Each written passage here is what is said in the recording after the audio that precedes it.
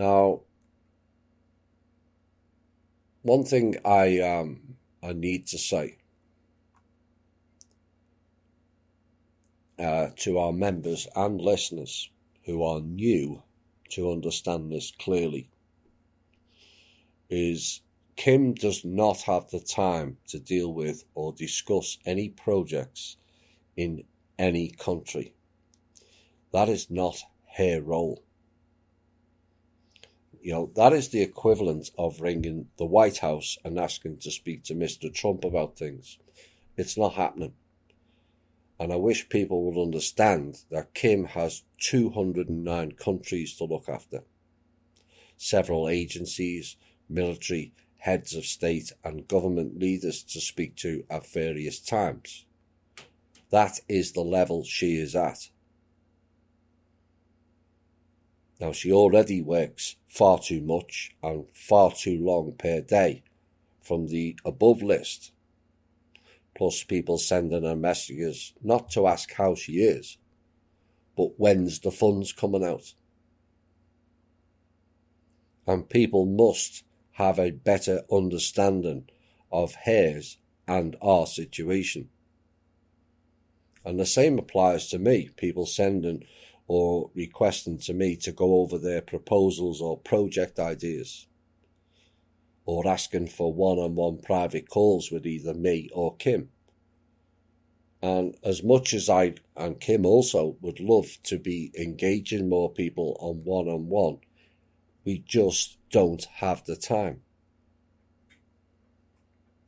I receive at least 25 messages and emails each week that all start with the same line.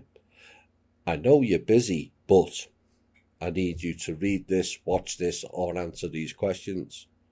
And when I don't respond in full, people get annoyed or testy. But a bit of thought and consideration at times is required here. We only have so many hours in a day. We have little to no life already. Now, the truth is now I can only get to look at the emails that are sent in maybe 2 or 3 times a week. It's not daily. And it's an hour here or an hour there.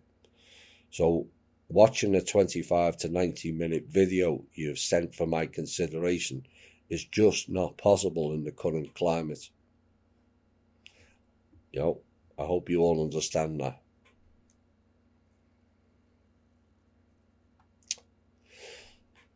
Moscow is to create the most extensive collection of World War II documents which will be open to all persons anywhere to once and for all, quote, shut the filthy mouth, unquote, of those seeking to rewrite history for short-term gains, according to President Putin this week.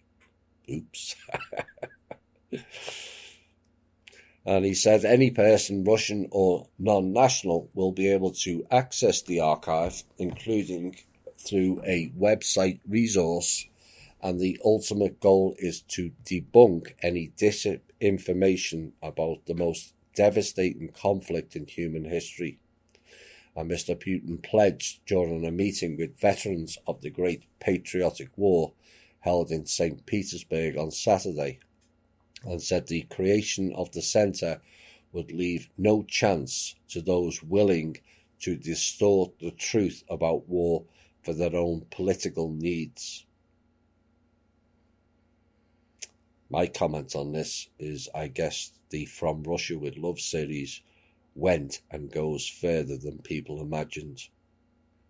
Now that centre, once it's open, could get real interesting.